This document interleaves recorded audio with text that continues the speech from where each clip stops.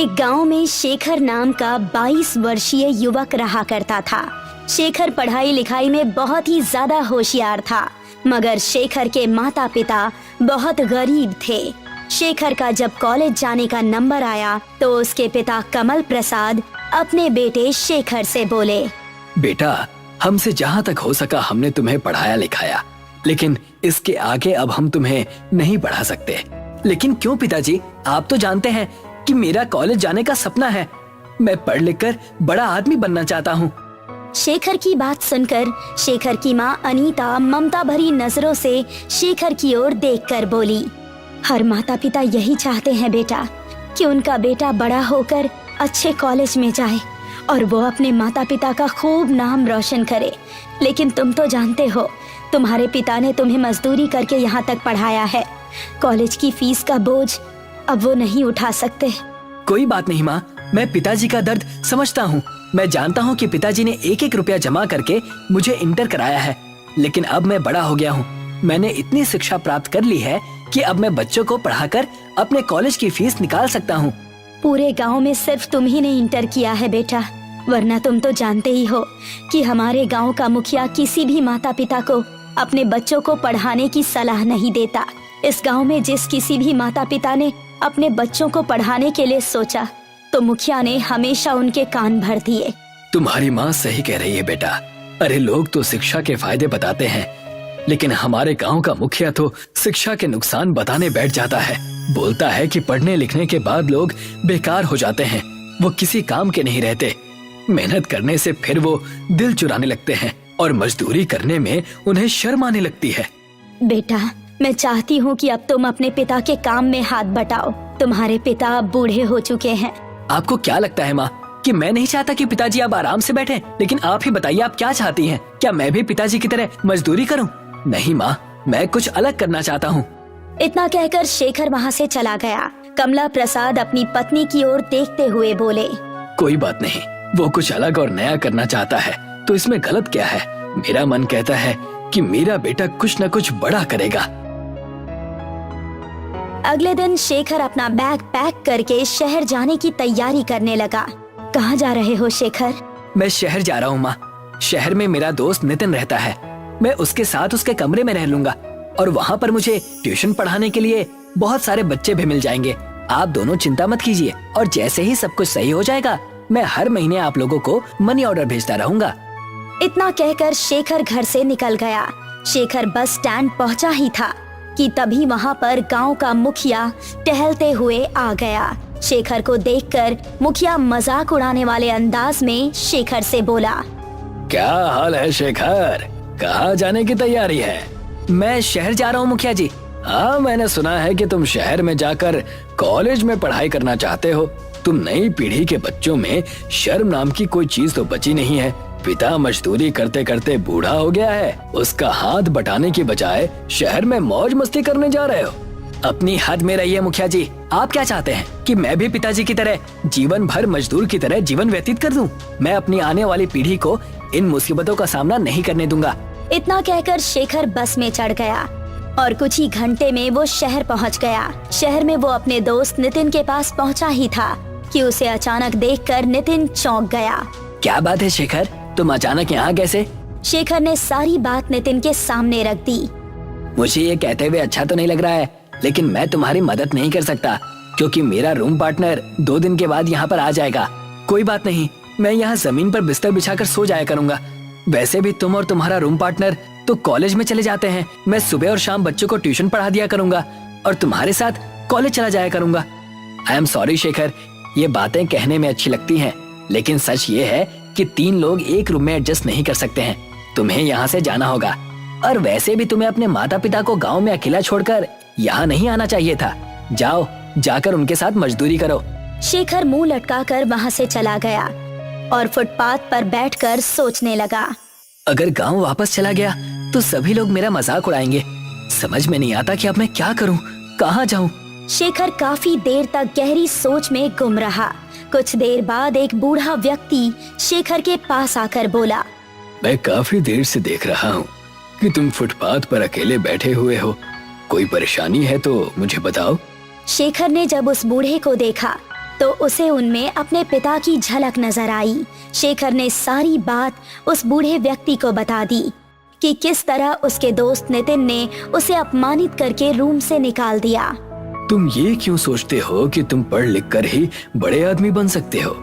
आजकल जमाना बहुत बदल गया है। मैं आपकी बात का मतलब नहीं समझा। ये सच है कि शिक्षा बहुत जरूरी है, लेकिन उससे भी ज्यादा सच ये है कि इस देश में जितने भी बड़े बिजनेसमैन और बड़ी बड़ी कंपनी के मालिक हुए हैं, उन सब ने बहुत कम पढ़ाई लिखाई की थी। मेरी एक पिज्जा की दुकान है। तुम चाहो तो मेरी दुकान पर काम कर सकते हो और रात में मेरी दुकान पर रुक भी सकते हो। इस तरह तुम्हें अपने गांव वापस नहीं जाना पड़ेगा। शेखर को उस बूढ़े व्यक्ति की बात बहुत ज्यादा पसंद आई। उस दिन के बाद से शेखर उस बूढ़े व्यक्ति की दुकान में डिलीवरी बॉय का काम करने लगा। वो दिन भर मेहनत करके पिज्जा की डिलीवरी करता और रात के समय बूढ़ा व्यक्ति जब दुकान बंद करके चला जाता, तब शेखर उसकी दुकान में ही बैठकर रात भर पढ़ाई करता। धीरे धीरे शेखर की समझ में आने लगा कि पढ़ाई और व्यापार दोनों अलग अलग बातें हैं। एक दिन शेखर उस बूढ़े व्यक्ति से बोला, मैं पिज्जा बनाना सीखना चाहता हूँ। क्यों नहीं बेटा, जरूर, आज से ही तुम किचन में काम करोगे। शेखर कुछ ही दिनों में बहुत बढ़िया पिज्जा बनाना सीख गया। उसके हाथ के बने हुए पिज्जा लोगों को बहुत पसंद आने लगे। शेखर अब कुछ पैसे बचाकर अपने माता पिता को भी मनी ऑर्डर कर देता था। अचानक उस बूढ़े व्यक्ति का देहांत हो गया। बूढ़े व्यक्ति के देहांत के बाद उस बूढ़े व्यक्ति का बेटा शेखर से बोला, मैं तुम्हें शुरू से पसंद नहीं करता था। पिताजी को पता नहीं तुम्हारे अंदर ऐसा क्या नजर आया था कि उन्होंने पूरी दुकान तुम्हें सौंप दी। तुम यहाँ से जा सकते हो। ऐसा मत कीजिए। अगर आप मुझे दुकान से निकाल देंगे तो मैं कहाँ जाऊँगा? अरे कहीं भी जाओ, मुझे उससे क्या। वैसे भी तुम्हें पिज्जा बनाना तो आता ही है। जाओ, जाकर कहीं और पिज्जा बनाओ। आइंदा मेरी दुकान के इर्द गिर्द भटक भी मत जाना। चलो निकलो यहाँ से। शेखर चुपचाप अपना सामान लेकर उसकी दुकान से बाहर निकल गया। बाहर निकलकर वो फिर से उसी फुटपाथ पर गया जहाँ पर उसकी पहली मुलाकात उस बूढ़े व्यक्ति से हुई थी। मैं हार नहीं मानूंगा। मेरे हाथ का पिज्जा शहर के लोगों को बहुत अच्छा लगता है और वैसे भी कई लोग मुझसे कह चुके हैं कि मुझे खुद की अपनी दुकान खोलनी चाहिए। क्यों ना मैं उन सब से मदद मांगू। अब से मैं अपना व्यापार खुद से शुरू करूंगा। किसी के आगे अब हाथ नहीं फैलाऊंगा। इतना कहकर शेखर हर उस जगह पर जाने लगा जहां वो पिज्जा डिलीवरी किया करता था। शेखर के स्वभाव को देखते हुए सभी लोगों ने उसकी बहुत मदद की और कुछ ही दिनों में शेखर ने शहर में एक छोटी सी दुकान किराए पर लेकर उसमें पिज्जा बनाने लगा। मगर शेखर की दुकान नहीं चली क्योंकि शहर में ब्रांडेड पिज्जा खाने वाले लोगों की संख्या बहुत ज्यादा थी। शेखर इसी परेशानी में रात के समय एक बहुत पुरानी बेकरी के पास बैठा हुआ था कि तभी एक व्यक्ति की आवाज उसके कानों में टकराई। कौन हो तुम? मेरा नाम शेखर है। आप कौन हैं? मेरा नाम मोहनलाल है। वो बेकरी देख रहे हो? मैं तो काफी समय से देख रहा हूँ। ये बेकरी तो बंद पड़ी हुई है। मेरी बेकरी रात में ही स्टार्ट होती है। मेरी बेकरी में वड़ा पाव बहुत ही अच्छा बना करता है। वैसे तुम क्या करते हो?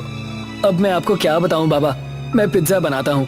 कुछ समय पहले मैंने कर्ज लेकर किराए पर दुकान ली थी, लेकिन पता नहीं क्यों मेरा पिज्जा लोग खरीद ही नहीं रहे। क्योंकि तुम्हें कुछ नया आइटम बनाना चाहिए बेटा। तुम वड़ा पाव पिज्जा क्यों नहीं ट्राई करते? वड़ा पाव पिज्जा? ये कैसी बातें कर रहे हैं आप बाबा? मैं तो पहली बार इसका नाम सुन रहा हूँ। मुझे तुम्हारा स्वभाव बहुत पसंद आया बेटा। मैं तुम्हें एक राज की बात बताता हूँ। मुझे वड़ा पाव बनाने की बहुत सी विशेष विधि आती है। कुछ समय पहले मैंने वड़ा पाव पिज्जा बनाने की विधि एक विदेशी से सीखी थी। तुम चाहो तो मैं तुम्हें वो विधि सिखा सकता हूँ, लेकिन एक शर्त है। कैसी शर्त बाबा? मेरी जो वड़ा पाव पिज्जा बनाने की विधि है उसके लिए तुम्हें सिर्फ मेरी ही बेकरी से वड़ा पाव खरीदने पड़ेंगे। लेकिन मेरे पास आपके वड़ा पाव खरीदने के पैसे नहीं हैं। कोई बात नहीं, तुम्हें मैं उधार देने के लिए तैयार हूँ। लेकिन इस बात की क्या गारंटी है बाबा कि वड़ा पाव पिज्जा बिकेगा ही बिकेगा? जरूर बिकेगा बेटा, और देखते ही देखते तुम्हारे दिन बदल जाएंगे। इतना कहकर मोहनलाल शेखर को बेकरी के अंदर ले गया। शेखर ने देखा कि बेकरी अंदर से बहुत बड़ी बनी हुई थी, पर वहाँ पर एक भी मजदूर काम नहीं कर रहा था। सिर्फ मशीन ही काम कर रही थी, जो कि ऑटोमेटिक तरीके से वड़ा पाव बनाकर तैयार कर रही थी। बाबा, यहाँ तो कोई मजदूर नहीं है और इतनी बड़ी मशीन की आवाज तो बाहर लग ही नहीं रही। ये ऑटोमेटिक मशीन है बेटा। कुछ समय के बाद तुम्हें सब समझ में आ जाएगा। मोहनलाल बेकरी के अंदर शेखर को वड़ा पाव बनाने की विधि समझाने लगा। कुछ ही देर में शेखर की समझ में आ गया। शेखर बहुत सारे वड़ा पाव लेकर अपनी दुकान पर गया और सुबह तक उसने सारे वड़ा पाव पिज्जा बनाकर तैयार कर दिए, जिनकी सुगंध दूर दूर तक जा रही थी। एक बाइक सवार युवक जो कि वहाँ से गुजर रहा था, अचानक शेखर की दुकान के सामने बाइक रोककर खड़ा हो गया। यहाँ तो बहुत अच्छी सुगंध आ रही है। ये वड़ा पाव पिज्जा की सुगंध है। मैं तो इस तरह के पिज्जा के बारे में पहली बार सुन रहा हूँ। लाओ जरा मुझे भी टेस्ट कराओ। शेखर ने एक वड़ा पाव पिज्जा उसे दे दिया। पिज्जा खाकर वो युवक खुशी से उछल पड़ा। यकीन मानो, मैं पिज्जा खाने का बहुत ज्यादा शौकीन हूँ, लेकिन इतना लजीज पिज्जा मैंने पहले कभी नहीं खाया। ये वड़ा पाव पिज्जा है सर, क्या आपको पसंद आया? मुझे बहुत ज्यादा पसंद आया। मैं एक न्यूज रिपोर्टर हूँ, तुम्हारे वड़ा पाव पिज्जा की तारीफ टीवी पर जरूर करूँगा। इतना कहकर वो वहाँ से चला गया। कुछ ही दिनों में देखते ही देखते शेखर का वड़ा पाव पिज्जा प्रसिद्ध होने लगा। अब शेखर ने अपना खुद का एक बहुत अच्छा मकान शहर में ले लिया था। शेखर ने अब MBA कंप्लीट कर ली थी, मगर अब उसका पूरा ध्यान अपने वड़ा पाव पिज्जा के बिजनेस की ओर था। कुछ समय बाद एक कंपनी का मालिक शेखर के पास आकर बोला, मेरा नाम एडवर्ड है, मैं अमेरिका में रहता हूँ। मैंने तुम्हारे वड़ा पाव पिज्जा की तारीफ बहुत सुनी है। मैं चाहता हूँ कि आज से ही तुम अपने वड़ा पाव पिज्जा की ब्रांच अमेरिका में भी खोलो। सच तो ये है कि मैं तुम्हारे साथ पार्टनरशिप करना चाहता हूँ। ये तो मेरे लिए बहुत ज्यादा खुशी की बात है। शेखर ने एडवर्ड के साथ पार्टनरशिप कर ली और देखते ही देखते शेखर का वड़ा पाव पिज्जा वर्ल्ड में फेमस होने लगा। कुछ दिनों बाद शेखर को बेस्ट बिजनेसमैन का अवार्ड भी मिला। उस अवार्ड के मिलने की खुशी में शेखर के माता पिता गांव के मुखिया के साथ शेखर के पास पहुँचे। वैसे तो मुझे शुरू से ही यकीन था कि तुम कुछ अलग और बड़ा ही करोगे। मुझे अपनी आंखों पर विश्वास नहीं हो रहा मेरे बेटे कि तू इतना बड़ा आदमी बन गया। तुम्हारे पिता बिल्कुल सही कह रहे हैं बेटा। मुझे खुशी है कि तुमने उस वक्त मेरी बात नहीं मानी। अगर तुम मेरी बात मान लेते तो तुम भी अपने पिता की तरह एक मजदूर ही रहते। मुझे माफ कर दो शेखर। मुझे समझ में आ गया है कि अगर प्रतिभा के साथ शिक्षा भी जुड़ जाए तो फिर इनका मुकाबला कोई नहीं कर सकता। तुमने न सिर्फ हमारे गाँव का बल्कि इस देश का भी नाम बहुत रोशन किया है। मुझे तुम पर गर्व है। शेखर ने मुखिया और अपने माता पिता से बोला, मेरी इस सफलता के हकदार मेरे मित्र मोहनलाल जी हैं। अगर वो अपनी बेकरी से वड़ा पाव मुझे नहीं देते तो शायद मैं कभी इतना बड़ा आदमी नहीं बनता। आज भी उन्हीं की बेकरी के बने हुए वड़ा पाव मेरी कंपनी में आते हैं। तो फिर तो तुम्हें उन्हें धन्यवाद कहना चाहिए बेटा। आपके आने से पहले मैं उन्हीं के पास जाने की तैयारी कर रहा था। तो जाओ बेटा, शुभ काम में देरी नहीं करनी चाहिए। शेखर अपनी कार से उस बेकरी के पास पहुंच गया। वो काफी दिनों बाद बेकरी के पास आया था। मोहनलाल ने काफी दिनों से शेखर से पेमेंट भी नहीं मांगी थी, मगर शेखर ने देखा कि उस बेकरी के पास कोई भी मौजूद नहीं था। वो बेकरी बंद पड़ी हुई थी। शेखर हैरत से उस बंद बेकरी की ओर देखने लगा कि तभी एक व्यक्ति की आवाज उसके कानों में टकराई। क्या देख रहे हो? मेरा नाम शेखर है। वैसे तो इस समय मोहनलाल जी बेकरी के सामने ही होते हैं, लेकिन पता नहीं आज उनकी बेकरी बंद है। ये तुम कैसी बातें कर रहे हो? ये बेकरी तो बरसों से बंद पड़ी है और जिन मोहनलाल की तुम बात कर रहे हो वो तो बहुत सालों पहले हुआ करते थे। क्या कहना चाहते हैं आप? मोहनलाल जी 1950 के दशक में इस बेकरी के मालिक थे। आप कौन हैं? मैं एक साफ सफाई करने वाला कर्मचारी हूँ। इतना कहकर उस व्यक्ति ने कुछ चेक निकाल कर शेखर को दिए। कई महीनों से मुझे ये चेक यहाँ पर पड़े हुए मिल रहे हैं। इसमें किसी शेखर नाम के व्यक्ति के सिग्नेचर हैं। क्या वो तुम ही हो? हाँ, वो मैं ही हूँ। तुम्हारा दिमाग तो ठीक है। तुम ऐसे व्यक्ति के नाम पर चेक काट कर फेंक रहे हो जो इस दुनिया से 70-80 साल पहले ही जा चुका है। इतना कहकर वो चला गया। शेखर की समझ में अब सारा माजरा आ चुका था। वो समझ चुका था कि शायद वो वड़ा पाव जिसका वो वड़ा पाव पिज्जा बना रहा था वो चमत्कारिक थे। शेखर मुस्कुराता हुआ चुपचाप वहाँ से वापस चला आया, मगर वो आज भी वड़ा पाव पिज्जा बनाने के लिए प्रसिद्ध है। मोहनलाल गांव का संपन्न किसान था, लेकिन पत्नी गायत्री की बीमारी में सभी खेत बिक चुके थे। इसलिए उसने अपने घर के पास पराठे की दुकान खोल ली थी। जल्द ही उसके व्यवहार और स्वादिष्ट पराठे ने कस्बे के लोगों को अपना दीवाना बना दिया था। सुमित्रा और राजू के स्कूल के पास एक पिज्जा की दुकान खुली थी, जिसका प्रचार रेडियो, अखबार और ऑटो पर हैंडबिल व पोस्टर चिपकाकर पूरे जोर शोर से किया गया। भाई, कल हमने पिज्जा खाया। क्या पिज्जा था? मैं और मेरे पिताजी अपनी कार पार्किंग पर पिज्जा ऑर्डर के बाद घंटों इंतजार किए, तब हमें पिज्जा मिला। अच्छा, क्या इतना अच्छा स्वाद है पिज्जा का? और नहीं तो क्या, तुम लोगों को तो घुसने भी नहीं देंगे गार्ड। घुसने क्यों नहीं देगा? अरे वो तुम्हारे पापा की फुटपाथ की पराठे की दुकान थोड़ी है ना, जो कोई भी मुंह उठाकर चला जाएगा। उस दुकान का एक स्टेटस है, बड़े बड़े लोग अपनी गाड़ी लगाकर खड़े रहते हैं, तब जाकर उन्हें पिज्जा खाने को मिलता है, समझ गए? रॉकी की बातें सुनकर सभी हंसने लगते हैं। सुमित्रा को पराठे वाले का मजाक पसंद नहीं आता। राजू जब स्कूल से घर जा रहा होता है तो पिज्जा की दुकान पर लोगों की भीड़ देखकर रुक जाता है। सुमित्रा उसे समझा बुझाकर घर ले आती है। पिताजी, पिताजी, हमें भी पिज्जा खाना है। ठीक है बेटा, खिला दूंगा कभी। अभी गरम गरम आलू के पराठे बनाए हैं, वो खा लो। मुझे नहीं खाना, मुझे नहीं खाना, मुझे तो पिज्जा ही खाना है। देख राजू, पिज्जा बहुत महंगे आते हैं, उतना पैसा हमारे पास नहीं कि तुम्हें पिज्जा दिलवा सकूं, लेकिन वादा करता हूं कि एक दिन तुम्हें पिज्जा जरूर खिलाऊंगा। नहीं पिताजी, मुझे तो कल ही पिज्जा चाहिए। अगर पिज्जा नहीं मिला तो मैं कुछ नहीं खाऊंगा। राजू, जिद मत करो। पिताजी बोल रहे हैं ना कि एक दिन हम लोगों को पिज्जा खिलाने ले जाएंगे। नहीं दीदी, मुझे तो पिज्जा कल ही खाना है। रॉकी भैया ने स्कूल में बताया कि पिज्जा कितना अच्छा होता है। अरे राजू, वो डॉक्टर का बेटा है, उसके पास ढेरों पैसे हैं। चल अब खाना खा।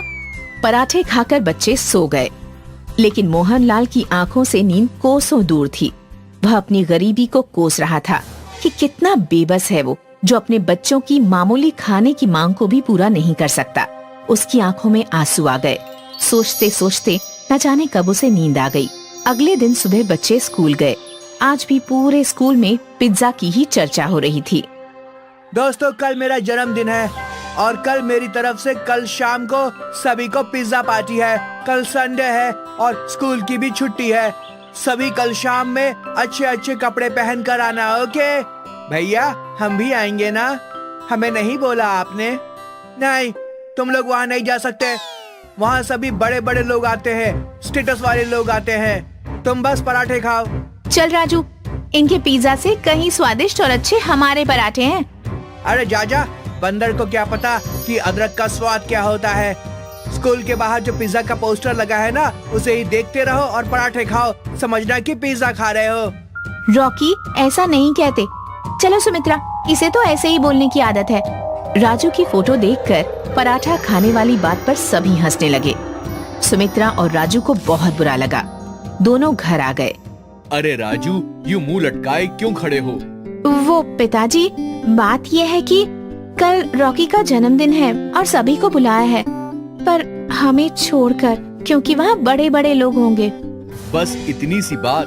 कल हम तुम लोगों के लिए आलू का मस्त पराठा बनाएंगे और हम सब पार्टी करेंगे। मुझे नहीं खाना पराठा, मुझे तो बस पिज्जा खाना है। मुझे पिज्जा चाहिए। बेटा, मैंने बताया ना कि अभी हमारे पास तुम लोगों के फीस भरने के पैसे नहीं है। पिज्जा कहाँ से खिलाऊंगा? इतना कहकर मोहनलाल आंखों में आंसू लिए घर से बाहर प्रथा के दंग पर चला गया। राजू, तुम्हें ऐसा नहीं कहना चाहिए था। पिज्जा की जिद छोड़ दे मेरे भाई। जब पैसे होंगे तो हम जरूर पिज्जा खाने चलेंगे। आज तक कभी हमारे पास पैसे हुए हैं क्या? सभी नए नए कपड़े पहनते हैं और हम 2 साल से एक ही कपड़े पहन रहे हैं। क्या हम कभी पिज्जा नहीं खा पाएंगे दीदी? ऐसी बात नहीं है मेरे भैया, हम लोग पिज्जा एक दिन जरूर खाएंगे। उस रात राजू ने खाना नहीं खाया। घर में किसी ने खाना नहीं खाया। सुबह मोहनलाल उठा और बाजार चला गया। वापस आया तो देखा कि राजू अभी तक सो रहा था। सुमित्रा से पता चला कि राजू अभी भी रूठा हुआ है, खाना भी नहीं खाया है। उठो बेटा, आज हम तुम लोगों को पराठा पिज्जा खिलाएंगे। चलो उठो। पिताजी, मैंने बोल दिया ना, जब तक पिज्जा नहीं मिलेगा मैं कुछ नहीं खाऊंगा। मोहनलाल पराठे पर चीज, फ्रूट्स और सैलेड डालकर पिज्जा बनाता है, लेकिन लाख समझाने के बावजूद राजू नहीं खाता। सुमित्रा भी पूरी कोशिश करती है राजू को मनाने की, पर असफल रहती है। आज फिर सभी भूखे ही सो जाते हैं। आधी रात को राजू को जोर से भूख लगती है। वो किचन में जाकर रखा हुआ पराठा पिज्जा खाता है। उसे बहुत अच्छा लगता है। वह पराठा पिज्जा चट कर जाता है। मोहनलाल चुपचाप उसे खाते हुए देख लेता है। सुबह उठकर मोहनलाल बाजार चला जाता है। वापस आकर सुमित्रा को बुलाता है। सुमित्रा, ओ सुमित्रा। जी पिताजी, आई।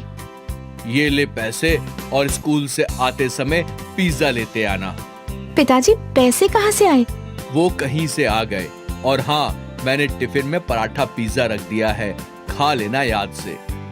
सुमित्रा घर से स्कूल के लिए निकल रही थी तो पिताजी की साइकिल बाहर नहीं लगी थी। समझने में देर न लगी कि पिताजी ने साइकिल बेचकर पैसे लाए थे। सुमित्रा और राजू स्कूल पहुँचे। स्कूल में कल की रॉकी की पिज्जा पार्टी की ही धूम थी। सभी की जुबान पर पिज्जा पार्टी की ही चर्चा थी। लंच में सुमित्रा और राजू पराठा पिज्जा खा रहे थे तो वहाँ रीता आ गई।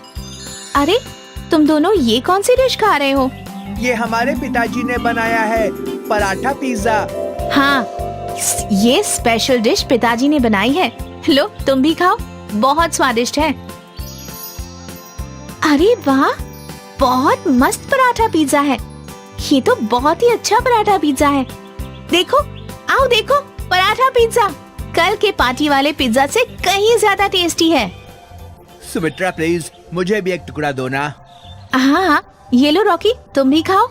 वाह, सही में ये कितना टेस्टी है पराठा पिज्जा। ऐसा तो मैंने अपनी जिंदगी में कभी नहीं खाया था। जल्द ही पूरे कस्बे में पराठा पिज्जा की चर्चा फैल गई। सुमित्रा ने पिताजी को पराठा पिज्जा बनाने की सलाह दी। अब उनकी दुकान पर भीड़ लगने लगी थी। पिज्जा की दुकान में लगातार ग्राहकों की कमी होने लगी। पिज्जा की दुकान बंद होने की कगार पर आ गई। तभी एक दिन पिज्जा दुकान के मालिक खुद मोहनलाल के पास आया। मोहनलाल जी, आपके पराठा पिज्जा का बहुत नाम सुना था, आज टेस्ट भी कर लिया। सचमुच लाजवाब है। वाकई तुम्हारे हाथों में तो जादू है। जी धन्यवाद। क्यों ना हम दोनों मिलकर साथ काम करें। आप मेरी दुकान का उपयोग कीजिए, मैं फंडिंग और मार्केटिंग देख लूंगा। जो भी प्रॉफिट होगा आधा आधा बांट लेंगे। मोहनलाल को ये प्रपोजल अच्छा लगा। दोनों मिलकर साथ काम करने लगे। प्रथा पिज्जा का टेस्ट और अच्छी मार्केटिंग से जल्द ही उनकी दुकान कई शहरों में खुल गई। अब मोहनलाल सेठ मोहनलाल कहलाने लगा। वे शहर में आलीशान बंगले में रहने लगे। ये कहानी है मुंबई की। 40 साल पहले जब मुंबई का विकास बस शुरू ही हुआ था, जॉन जैक्सन ने यहाँ अपना एक कैफे खोला था, जैक्सन कैफे। ये कैफे शहर के भीड़ भाड़ वाले इलाके में था, इसलिए कॉफी के लिए अक्सर भीड़ लगी रहती थी। कॉफी के साथ साथ केक, पेस्ट्रीज और हल्का फुल्का नाश्ता भी रहता था। जॉन भाई, मेरी रेगुलर स्ट्रॉन्ग कॉफी और एक वेज पफ। ओके। हमारे लिए coffee and 1 chocolate pastry. Okay madam. इस दौर में जैक्सन कैफे काफी मशहूर था। ग्राहक वेटिंग में खड़े रहते थे। मयूर, तुम टेबल नंबर 4 को सर्व करो और शंकर, तुम बाहर चेयर्स लगाओ। जी सर। सुबह से शाम तक कैफे में ग्राहकों की भीड़ लगी रहती थी। इस दौरान जॉन का कैफे बहुत अच्छा चल रहा था। वो दिन दुगनी और रात चौगुनी तरक्की कर रहा था। 20 साल बाद जैक्सन कैफे में काफी बदलाव आ गए और अब इस कैफे की बागडोर जॉन के बेटे एंथनी के हाथ में थी। इस समय कैफे के बाहर लंबी भीड़ तो नहीं रहती थी, पर कैफे कभी खाली भी नहीं रहता था। सर, सिग्नल के पास एक कैफे खुला है। हमारे ज्यादातर कस्टमर वहीं जा रहे हैं। तुम टेंशन मत लो, हमारे कस्टमर लॉयल हैं। उन्हें हमारी कॉफी का टेस्ट बहुत पसंद है। वो यहीं लौट कर आएंगे। और वैसे ही हुआ। एंथनी के रेगुलर कस्टमर्स उसके कैफे में लौट कर आते थे। एंथनी, हमारा एक regular coffee please. Okay ma'am. कल हम उस नया कैफे में गया था। बहुत ही बकवास टेस्ट है उनकी कॉफी का। उनको तो कॉफी बनाना भी नहीं आता। एंथनी, तुम्हारा coffee taste so good. Thank you ma'am. Your coffee. जब एंथनी कैफे चलता था तब कई कैफे खुले, पर एंथनी का कैफे फिर भी चलता रहा क्योंकि उसके कस्टमर्स को उसके हाथ की कॉफी ही पसंद थी। जॉन की तरह तो नहीं, पर एंथनी भी अच्छे पैसे कमा रहा था। और 20 साल बाद इस कैफे की बागडोर डैनियल के हाथ में आई। ये हमारा फैमिली बिजनेस है डैनियल। तुम्हें किसी भी हाल में इसे वापस फेमस करना होगा। यस सन। जब मैं इस कैफे को स्टार्ट किया था तो लोग बाहर वेट करते थे। पर अब टाइम के साथ सब कुछ चेंज हो गया है। अब तो इस कैफे में कोई आता ही नहीं। आई नो दादाजी, हमें कैफे में बदलाव करना पड़ेगा। हाँ, मेरे टाइम में इस पूरे एरिया में बस हमारा ही कैफे था। It was new then. और हमारी कॉफी और स्नैक्स का टेस्ट भी यूनिक था। उस टाइम में वेज पॉप्स बस हमारे कैफे में ही मिलते थे। तुम्हें भी कुछ ऐसा ही यूनिक करना चाहिए। मैंने भी कैफे में पिज्जा स्टार्ट किया था यही सोच के, पर अब मुंबई में इतने सारे पिज्जा पार्लर हैं कि हमारे पिज्जा का आइडिया वर्क नहीं किया। सो जो भी करो सोच समझ के करना। Anthony, I don't agree with you. Daniel, तुम कुछ नया ट्राई करो। ठीक है दादाजी, गिव मी सम टाइम। मुझे यकीन है कि मैं जैक्सन कैफे को वापस पॉपुलर कर सकता हूँ। और अब डैनियल ने रिसर्च करना स्टार्ट कर दिया। पहले तो मुझे कैफे का इंटीरियर चेंज करना होगा। नेक्स्ट, प्राइजेस ऐसे हैं तो नॉर्मल लोग अफोर्ड कर पाएंगे। और देन मुझे कुछ यूनिक लॉन्च करना है, पर क्या ये सोचना है। डैनियल ने एक लंबी लिस्ट बना ली। उसने अपने इंटीरियर डिजाइनर फ्रेंड जेनी को बुलाया। हेलो, तुम्हें इस कैफे को रेनोवेट करना है, पर मिनिमम बजट में। This place is nice. यहाँ ऑलरेडी इतने सारे एंटिक्स हैं। बस ब्राइट कलर्स और रिपेयर वर्क की जरूरत है, और थोड़ी लाइट्स की भी। ग्रेट, तो काम स्टार्ट करते हैं। जेनी ने अगले दिन से काम स्टार्ट कर दिया। खाली खाली दीवारों पर रंगीन पेंटिंग कर दी और सारे कैफे के फर्नीचर को नई तरीके से अरेंज किया, और एक हफ्ते में पूरा कैफे चेंज हो गया। नाइस, अब तो बहुत अच्छा लग रहा है। आई होप अब कस्टमर आएंगे। जरूर आएंगे। क्या हम नाम बदल सकते हैं? नहीं। क्या हम बस 3.0 ऐड कर सकते हैं? मतलब? Jackson's 3.0 cafe. Yes, that's a great idea.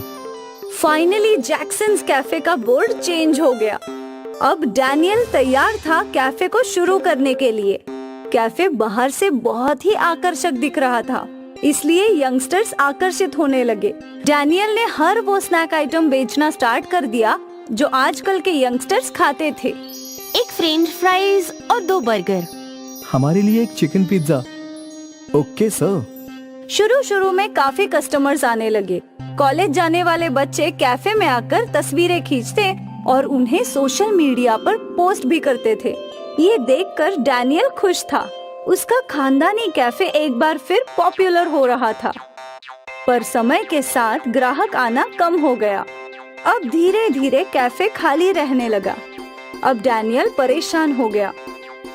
ऐसे तो मैं वर्कर्स की पगार तक नहीं निकाल पाऊंगा। मुझे कुछ तो करना ही पड़ेगा। उस दिन वो परेशान ही घर पहुंचा। क्या हुआ? इतनी चिंता में क्यों हो? दादाजी, कैफे का सेल बहुत गिर चुका है। लॉस में आ चुका हूँ। समझ में नहीं आ रहा है कि क्या करूं। कुछ नया सोचो। ऐसी कोई डिश जिसे खाने के लिए कस्टमर्स तुम्हारे पास ही आए। Something unique. दादाजी का ये मशवरा डैनियल को सही लग रहा था। वो इंटरनेट पे ढूंढने लगा कि वो क्या नई डिश बेच सकता है। बर्गर्स, पिज्जा, फ्राइज तो वो ऑलरेडी बेच रहा था। तभी उसका ध्यान काले पिज्जे पर गया। काला पिज्जा बिल्कुल अलग था। डैनियल को काले पिज्जे का आइडिया अच्छा लगा। अगले ही दिन डैनियल ने कैफे में काला पिज्जा बनाया। देखने में तो ये काला है, पर स्वाद में बहुत अच्छा है। डैनियल को अपना यूनिक आइडिया मिल गया। उसने कैफे के बाहर बड़े बड़े पोस्टर्स लगा दिए ब्लैक पिज्जा के, और एक बार फिर भीड़ उमड़ पड़ी। एक ब्लैक पिज्जा। मुझे भी। हमें भी एक ब्लैक पिज्जा। डैनियल का ब्लैक पिज्जा आते ही मशहूर हो गया। सोशल मीडिया पे पिज्जा वायरल हो गया और उसके कैफे के बाहर काला पिज्जा खाने के लिए लंबी लंबी कतार लगने लगी। डैनियल ने कई और लोगों को काम पर रख लिया। एक बड़ी पिज्जा कंपनी वाले डैनियल के पास आए। हम चाहते हैं कि आप अपनी ब्लैक पिज्जा की रेसिपी हमें बेच दें। हम आपको करोड़ों रुपए देंगे। मेरी एक शर्त है। कैसी शर्त? आप ब्लैक पिज्जा मुंबई के किसी भी पार्लर में नहीं बेचेंगे। मुंबई के बाहर आप बेच सकते हैं। जैक्सन ने पिज्जा कंपनी के साथ कॉन्ट्रैक्ट साइन कर लिया। उसे अपनी रेसिपी के लिए करोड़ों रुपए मिल गए। जैक्सन का स्पेशल काला पिज्जा मुंबई में बस उसी के कैफे में मिलता था, जिसे खाने के लिए लोग लंबी कतार लगाते हैं। डैनियल ने एक तीर से 2 निशाने साधे थे। एक अपने कैफे को यूनिक बनाया और दूसरा अपनी रेसिपी के लिए करोड़ों कमा लिए। जॉन और एंथनी को डैनियल पर गर्व था। जैक्सन कैफे का काला पिज्जा न्यूज़पेपर की हेडलाइन बन गई थी। धर्मपुर नाम का एक गांव था, जहां किशन अपनी पत्नी और अपने बच्चों के साथ रहा करता था। वो अपने परिवार का बहुत ख्याल रखता था। गांव हाईवे के करीब होने के कारण वहां का व्यापार बहुत अच्छा चलता था। किशन वैसे तो एक गरीब किसान था। उसका शहर जाकर दुकान खोलने का सपना था।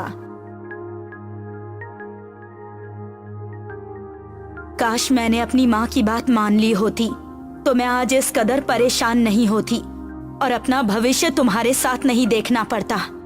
तुम हर सुबह मुझे ताना सुनाती हो, अपने मायके क्यों नहीं चली जाती? यहाँ तुम्हें कम से कम 2 वक्त की दाल रोटी तो मिल रही है, वहाँ तुम्हें क्या मिलेगा? देखिए जी, आप भले ही मुझसे जो जी में आए कहिए, लेकिन मेरे मायके वालों के बारे में कुछ मत कहिए। अच्छा बाबा ठीक है, पर तुम इतनी बौखलाई हुई क्यों हो? बच्चों ने कितने दिनों से बर्गर और पिज्जा नहीं खाया है। उनकी जिद है कि अब उन्हें घर का खाना नहीं खाना।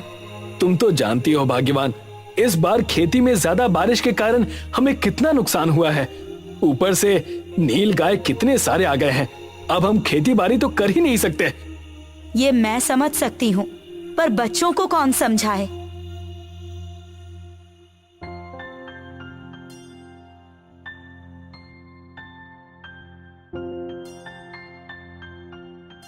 किशन अपने दोनों बच्चों को स्कूल से घर लेकर आता है।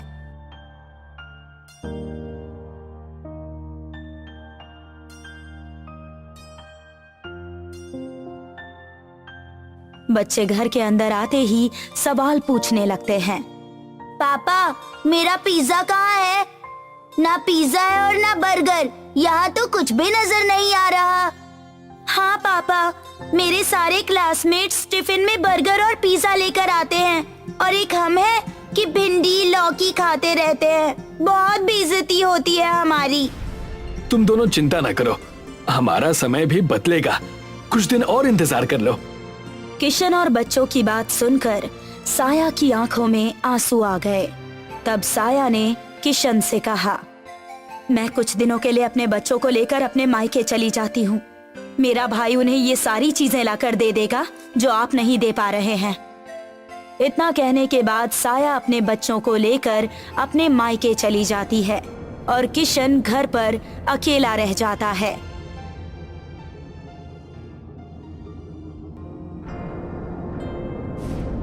मेरी पत्नी और मेरे बच्चे मुझसे दूर हो गए।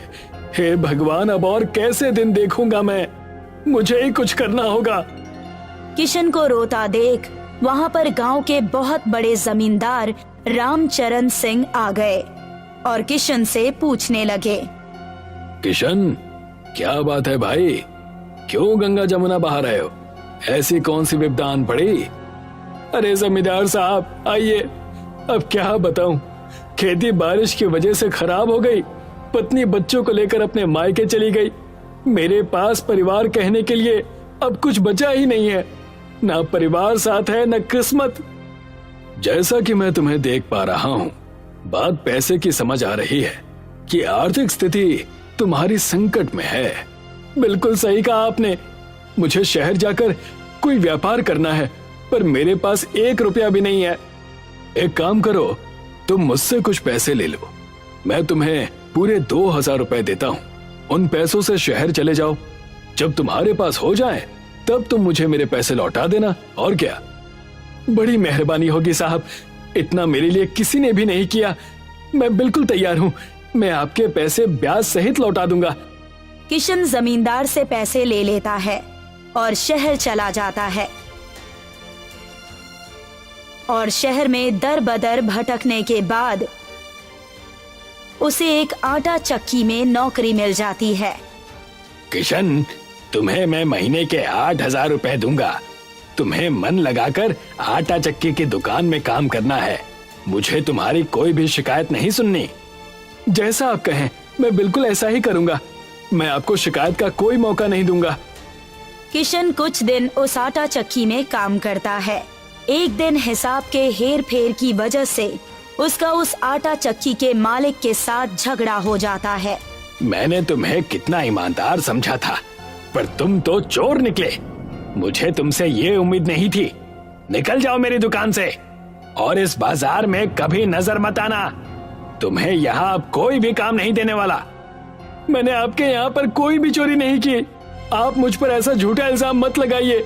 और हाँ, मुझे भी आपके पास कोई काम नहीं करना। मेरी 2 महीने की तनख्वाह मुझे दे दीजिए बस। किशन अपने मालिक से पैसे लेकर सामने वाले पिज्जा की दुकान पर बैठ जाता है और देखता है। आओ आओ, गर्मा गर्म पिज्जा खाओ। यार, मैं अकेले कितना काम करूं? मुझे कुछ समझ में नहीं आ रहा।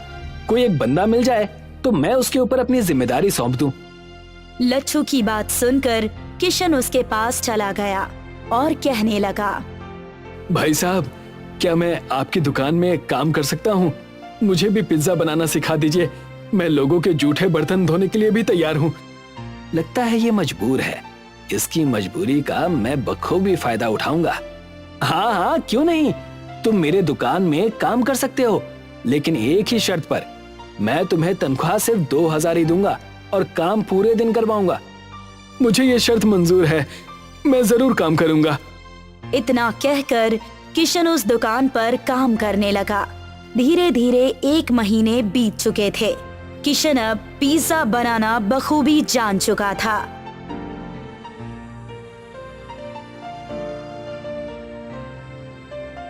थोड़े से पैसे जमा करके किशन अपनी पत्नी और अपने बच्चों से मिलने अपने ससुराल पहुंचता है, जहां वो देखता है कि उसके बच्चे जूते सिलने और उन्हें पॉलिश करने का काम कर रहे हैं और उसकी पत्नी साया लोगों के घरों में काम कर रही है। आओ साहब, जूते पॉलिश करवा लो, सिर्फ 10 रुपए में। ज्यादा नहीं, सिर्फ 10 रुपए में। आ जाओ, आ जाओ। अपने बच्चों की ये दशा देखकर किशन की आंखों में आंसू आ जाते हैं और वो उनके पास जाकर उनसे कहता है, ये सब क्या हो रहा है मेरे बच्चों? तुम्हारी ये दशा कैसे हो गई? और तारा की मम्मी कहाँ है? अपने पिता किशन को देखकर दोनों बच्चे उसके गले लग जाते हैं और उसके पास रोने लगते हैं। किशन को देखकर साया भी बड़ी खुश हुई और किशन से कहने लगी, मुझे माफ कर दीजिएगा जी। मेरी छोटी सी गलती की वजह से बहुत बड़ा बखेड़ा खड़ा हो गया। मैं यहाँ पर अपने भाई और उसकी पत्नी की बहुत ताने सुनती हूँ। बस अब बहुत हुआ। चलिए अब अपने घर चलिए। नहीं नहीं, मैं कहीं नहीं जाने वाला। मुझे तुम्हारे भाई से मिलना है। आखिर कैसे वो मेरे बच्चों से जूते पॉलिश करवा सकता है? किशन साया के बड़े भाई यानी अपने बड़े साले से जाकर मिलता है और उससे गुस्से में कहता है, तुम्हारी इतनी हिम्मत कि तुमने मेरे बच्चों से काम करवाया और मेरी पत्नी से भी। अब क्या करूं? मेरे पास इतने पैसे हैं नहीं कि मैं इन्हें हर रोज इनके मन का खाना खिला सकूं, और इतना ही है तो इन्हें लेकर यहाँ से चले जाओ। मैं अपनी पत्नी और बच्चों को लेकर यहाँ से जा रहा हूं।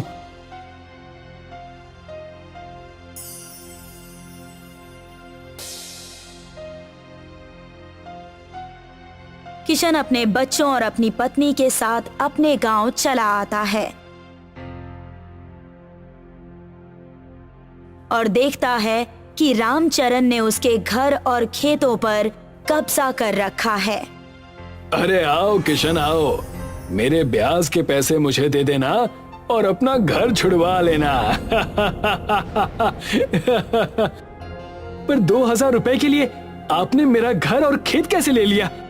2,000 नहीं, मैंने तुम्हें पूरे 20,000 दिए थे और अब उसका ब्याज और सूद मिलाकर तुम्हें मुझे पूरे 1 लाख देने हैं। पैसे दो और अपनी जमीन और अपना घर ले जाओ। रामचरण ने किशन को अपने घर से बेघर कर दिया और किशन अपने परिवार के साथ रास्ते पर आ गया।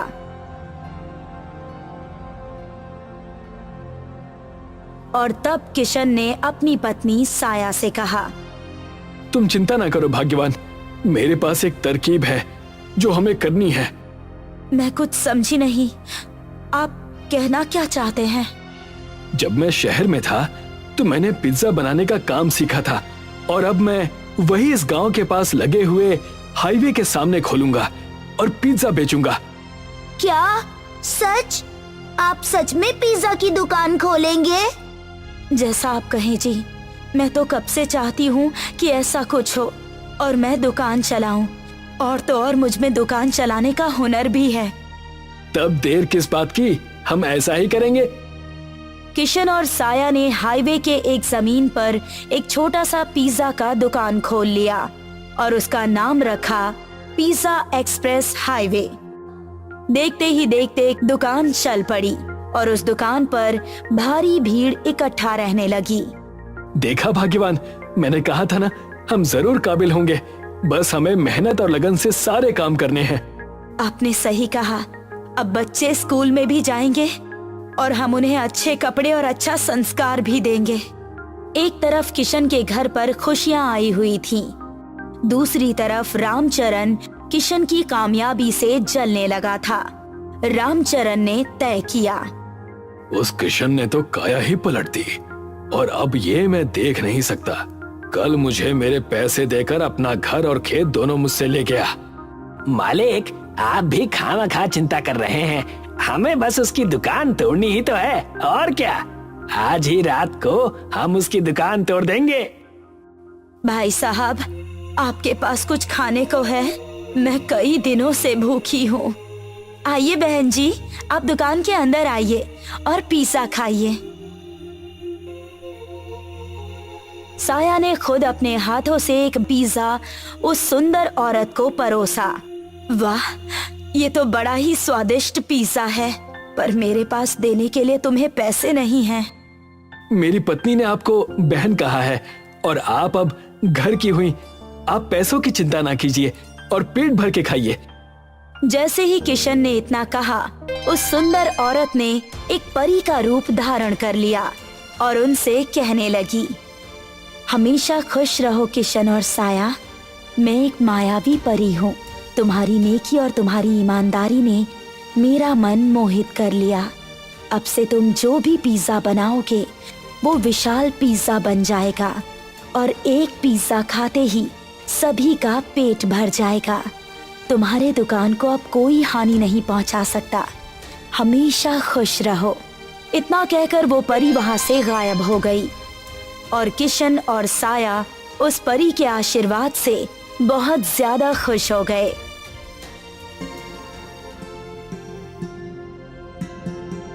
रात को रामचरण अपने कुछ गुंडे लेकर उनके दुकान पर पहुंचा।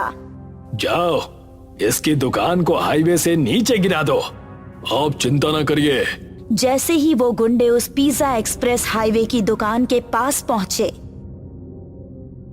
सामने से एक पेड़ की डाली बहुत तेजी से उनकी तरफ आई और उन्हें अपने साथ उठाकर पेड़ के ऊपर लेकर चली गई। बचाओ, हमें बचाओ, यहाँ से नीचे उतारो, बचाओ हमें। उनकी आवाज सुनकर वहाँ पर किशन का परिवार आ गया और कहने लगा, बड़ा मजा आया। रामचरण काका तो पूरे बंदर लग रहे हैं। जी हाँ, जैसे को तैसा। मुझे माफ कर दो किशन, मुझसे बहुत बड़ी गलती हो गई है। मैं आइंदा से तुम्हें और तुम्हारे परिवार को कभी तंग नहीं करूंगा। साया के भाई को भी मैंने ही पैसे दिए थे ताकि तुम्हारी पत्नी और बच्चे खुश न रहें। सिर्फ तुम्हारी वजह से मेरा परिवार कितनी मुश्किल में था, तुम्हें इसका अंदाजा भी है? जाओ और अब तुम ऐसे ही तड़पो। किशन और साया वहां से चले गए। रामचरण को अपनी गलती का एहसास हो गया था। उस पेड़ ने उन्हें नीचे उतार दिया।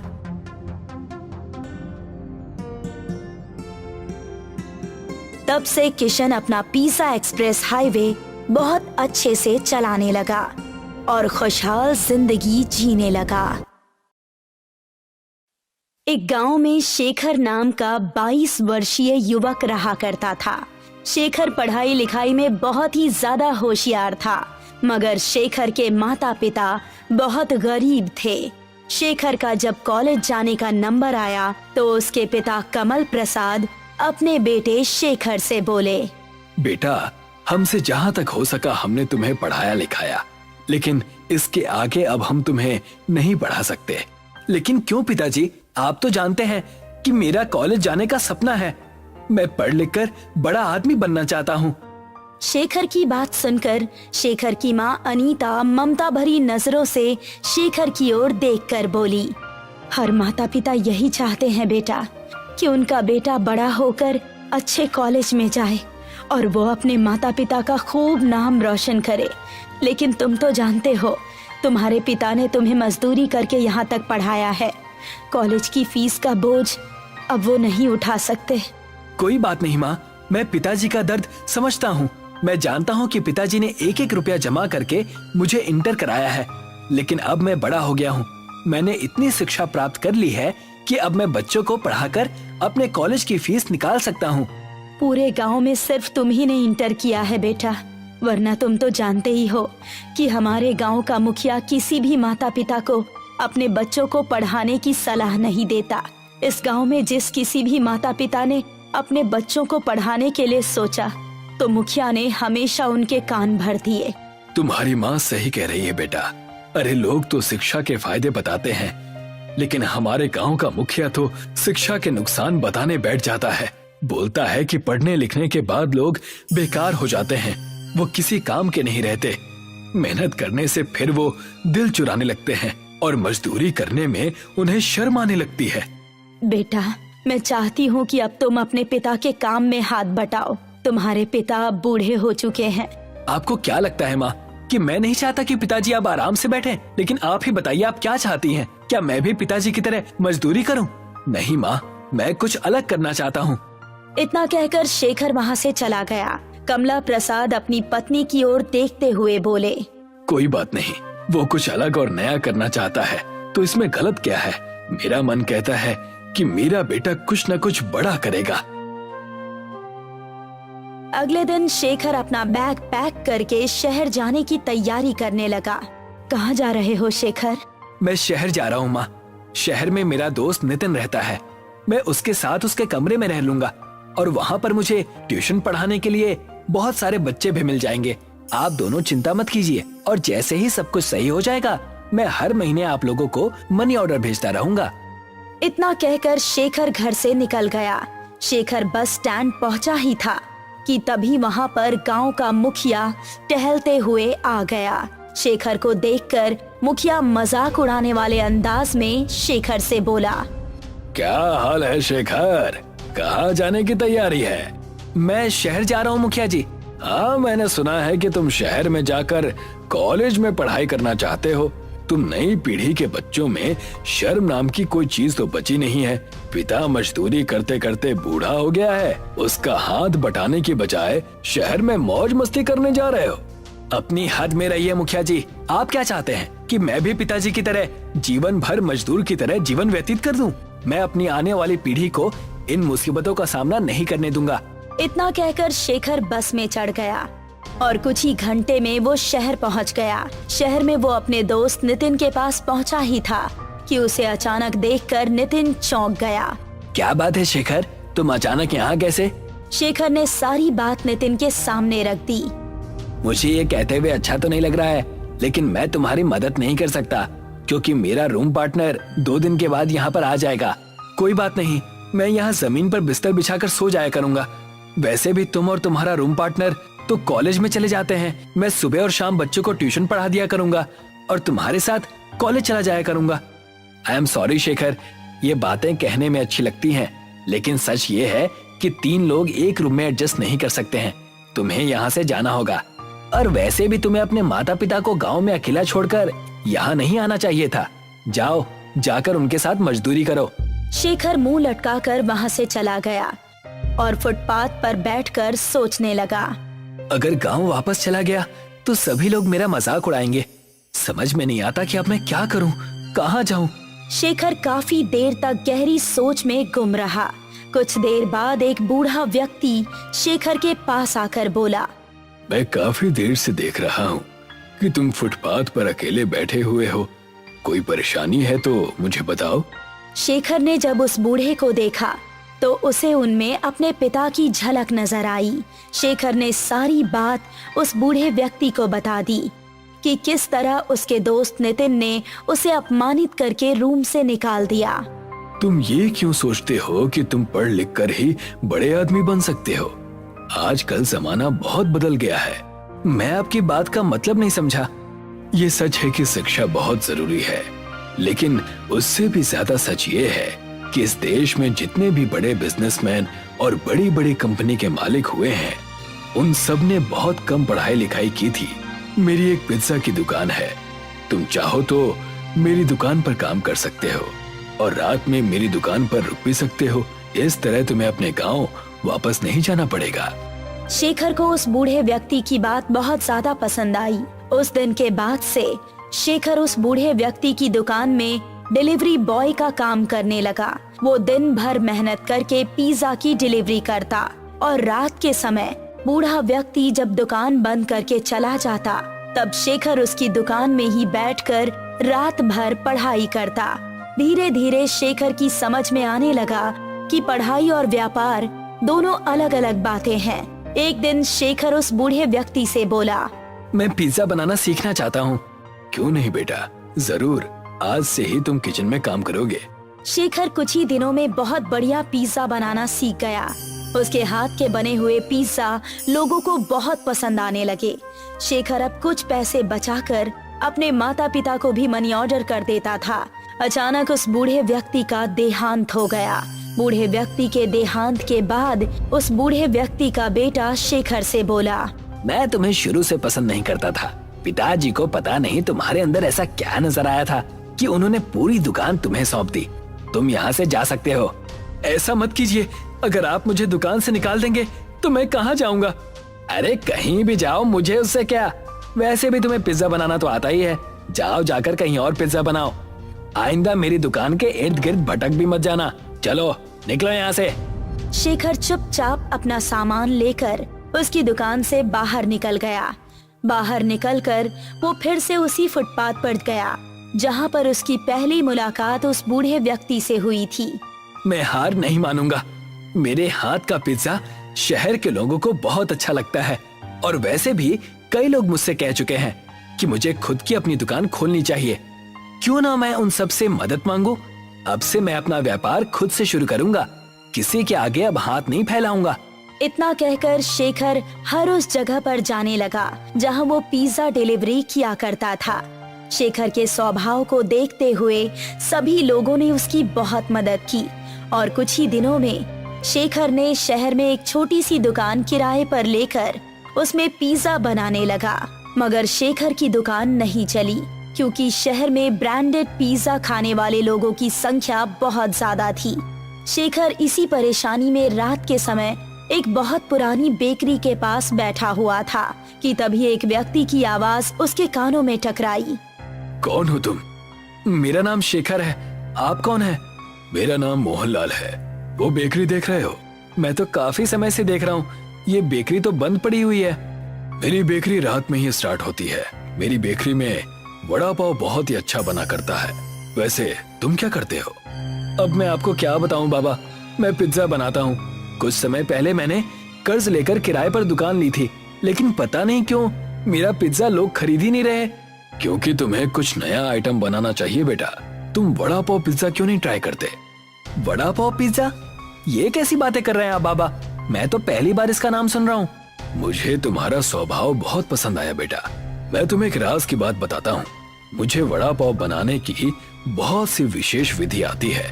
कुछ समय पहले मैंने वड़ा पाव पिज्जा बनाने की विधि एक विदेशी से सीखी थी। तुम चाहो तो मैं तुम्हें वो विधि सिखा सकता हूँ, लेकिन एक शर्त है। कैसी शर्त बाबा?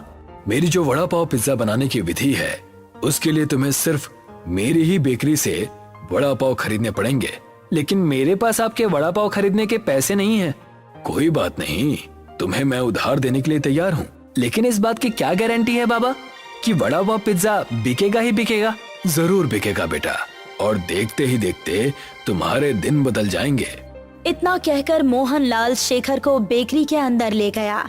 शेखर ने देखा कि बेकरी अंदर से बहुत बड़ी बनी हुई थी, पर वहाँ पर एक भी मजदूर काम नहीं कर रहा था। सिर्फ मशीन ही काम कर रही थी, जो कि ऑटोमेटिक तरीके से वड़ा पाव बनाकर तैयार कर रही थी। बाबा, यहाँ तो कोई मजदूर नहीं है और इतनी बड़ी मशीन की आवाज तो बाहर लग ही नहीं रही। ये ऑटोमेटिक मशीन है बेटा, कुछ समय के बाद तुम्हें सब समझ में आ जाएगा। मोहनलाल बेकरी के अंदर शेखर को वड़ा पाव बनाने की विधि समझाने लगा। कुछ ही देर में शेखर की समझ में आ गया। शेखर बहुत सारे वड़ा पाव लेकर अपनी दुकान पर गया और सुबह तक उसने सारे वड़ा पाव पिज्जा बनाकर तैयार कर दिए, जिनकी सुगंध दूर दूर तक जा रही थी। एक बाइक सवार युवक जो कि वहाँ से गुजर रहा था, अचानक शेखर की दुकान के सामने बाइक रोककर खड़ा हो गया। यहाँ तो बहुत अच्छी सुगंध आ रही है, ये वड़ा पाव पिज्जा की सुगंध है। मैं तो इस तरह के पिज्जा के बारे में पहली बार सुन रहा हूँ। लाओ जरा मुझे भी टेस्ट कराओ। शेखर ने एक वड़ा पाव पिज्जा उसे दे दिया। पिज्जा खाकर वो युवक खुशी से उछल पड़ा। यकीन मानो, मैं पिज्जा खाने का बहुत ज्यादा शौकीन हूँ, लेकिन इतना लजीज पिज्जा मैंने पहले कभी नहीं खाया। ये वड़ा पाव पिज्जा है सर, क्या आपको पसंद आया? मुझे बहुत ज्यादा पसंद आया। मैं एक न्यूज रिपोर्टर हूँ, तुम्हारे वड़ा पाव पिज्जा की तारीफ टीवी पर जरूर करूँगा।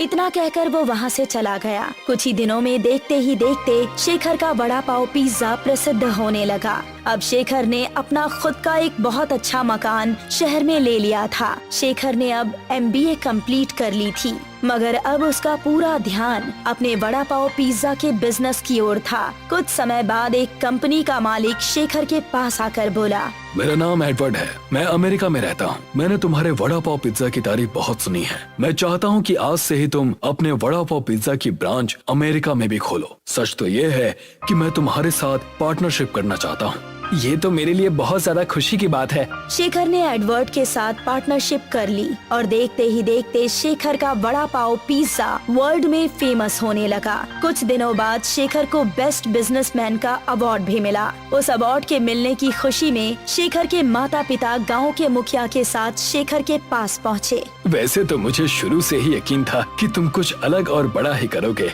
मुझे अपनी आंखों पर विश्वास नहीं हो रहा मेरे बेटे कि तू इतना बड़ा आदमी बन गया। तुम्हारे पिता बिल्कुल सही कह रहे हैं बेटा। मुझे खुशी है कि तुमने उस वक्त मेरी बात नहीं मानी। अगर तुम मेरी बात मान लेते तो तुम भी अपने पिता की तरह एक मजदूर ही रहते। मुझे माफ कर दो शेखर, मुझे समझ में आ गया है कि अगर प्रतिभा के साथ शिक्षा भी जुड़ जाए तो फिर इनका मुकाबला कोई नहीं कर सकता। तुमने न सिर्फ हमारे गाँव का बल्कि इस देश का भी नाम बहुत रोशन किया है। मुझे तुम पर गर्व है। शेखर ने मुखिया और अपने माता पिता से बोला, मेरी इस सफलता के हकदार मेरे मित्र मोहनलाल जी हैं। अगर वो अपनी बेकरी से वड़ा पाव मुझे नहीं देते तो शायद मैं कभी इतना बड़ा आदमी नहीं बनता। आज भी उन्हीं की बेकरी के बने हुए वड़ा पाव मेरी कंपनी में आते हैं। तो फिर तो तुम्हें उन्हें धन्यवाद कहना चाहिए बेटा। आपके आने से पहले मैं उन्हीं के पास जाने की तैयारी कर रहा था। तो जाओ बेटा, शुभ काम में देरी नहीं करनी चाहिए। शेखर अपनी कार से उस बेकरी के पास पहुंच गया। वो काफी दिनों बाद बेकरी के पास आया था। मोहनलाल ने काफी दिनों से शेखर से पेमेंट भी नहीं मांगी थी, मगर शेखर ने देखा कि उस बेकरी के पास कोई भी मौजूद नहीं था। वो बेकरी बंद पड़ी हुई थी। शेखर हैरत से उस बंद बेकरी की ओर देखने लगा कि तभी एक व्यक्ति की आवाज उसके कानों में टकराई। क्या देख रहे हो? मेरा नाम शेखर है। वैसे तो इस समय मोहनलाल जी बेकरी के सामने ही होते हैं, लेकिन पता नहीं आज उनकी बेकरी बंद है। ये तुम कैसी बातें कर रहे हो? ये बेकरी तो बरसों से बंद पड़ी है और जिन मोहनलाल की तुम बात कर रहे हो वो तो बहुत सालों पहले हुआ करते थे। क्या कहना चाहते हैं आप? मोहनलाल जी 1950 के दशक में इस बेकरी के मालिक थे। आप कौन हैं? मैं एक साफ सफाई करने वाला कर्मचारी हूँ। इतना कहकर उस व्यक्ति ने कुछ चेक निकाल कर शेखर को दिए। कई महीनों से मुझे ये चेक यहाँ पर पड़े हुए मिल रहे हैं। इसमें किसी शेखर नाम के व्यक्ति के सिग्नेचर हैं। क्या वो तुम ही हो? हाँ, वो मैं ही हूँ। तुम्हारा दिमाग तो ठीक है। तुम ऐसे व्यक्ति के नाम पर चेक काट कर फेंक रहे हो जो इस दुनिया से 70-80 साल पहले ही जा चुका है। इतना कहकर वो चला गया। शेखर की समझ में अब सारा माजरा आ चुका था। वो समझ चुका था कि शायद वो वड़ा पाव जिसका वो वड़ा पाव पिज्जा बना रहा था वो चमत्कारिक थे। शेखर मुस्कुराता हुआ चुपचाप वहाँ से वापस चला आया, मगर वो आज भी वड़ा पाव पिज्जा बनाने के लिए प्रसिद्ध है।